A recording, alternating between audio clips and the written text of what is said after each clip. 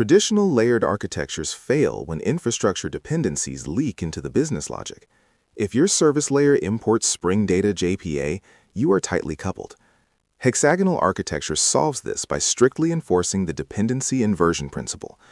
The core domain defines the contracts, known as ports, and the external components, the adapters, implement them. This means the application logic never knows about the database or the web framework. We draw a clear boundary. Everything inside is pure Java business logic, testable without booting a container. This inversion ensures that infrastructure changes become trivial replacements of adapters, not invasive refactoring of the core. We start by defining the primary use cases as interfaces within the core itself. The application core contains the domain model and the application services. The domain model includes entities, value objects, and domain events, representing the business reality. Application services orchestrate the use cases, handling input validation and coordinating interactions between domain objects and external systems. The core is the heart of the system and must remain agnostic of all external technology. It only interacts with the outside world through interfaces defined within its own boundary.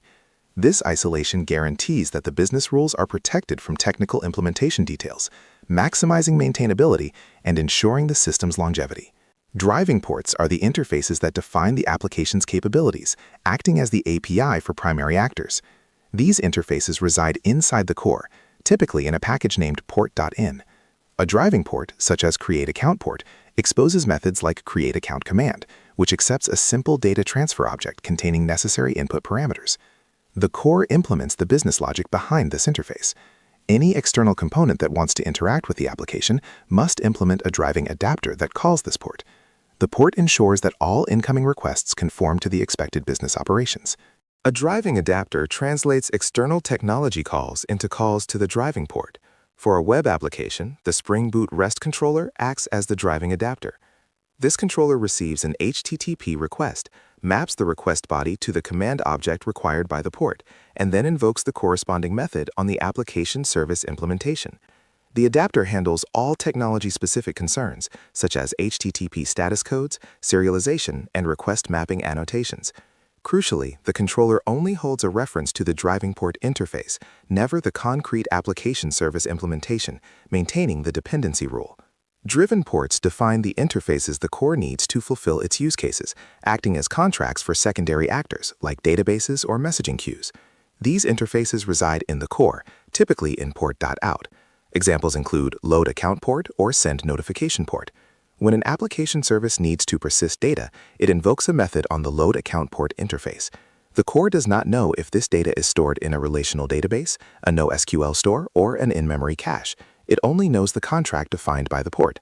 This abstraction allows the core to remain focused purely on business logic. Driven adapters implement the contracts defined by the driven ports. If the application uses JPA for persistence, the JPA account repository class implements the load account port interface. This adapter contains all the infrastructure-specific code, including entity mapping, transaction management annotations, and database connection details. The adapter is responsible for translating the domain objects received from the core into persistent entities and mapping retrieved entities back into domain objects before returning them. This translation layer is essential for preventing infrastructure entities from polluting the core domain model. The Java package structure must mirror the architectural intent to enforce boundaries. We require a root package structure like com.example.banking. Inside, define domain for entities and value objects and application for the use cases. The application package contains two critical subpackages, port.in for driving ports and port.out for driven ports. All concrete implementations reside in the adapter package. For example, web controllers go into adapter.in.web, and persistence implementations go into adapter.out.persistence. Crucially, the application and domain packages must never contain import statements referencing anything within the adapter packages. Use Maven or Gradle module separation to enforce this compile time rule, preventing accidental coupling and maintaining architectural integrity. Hexagonal architecture enables highly effective unit testing of the core domain. Since the application service only depends on interfaces, we can easily mock all driven ports during testing. This eliminates the need for complex setup involving databases or external services.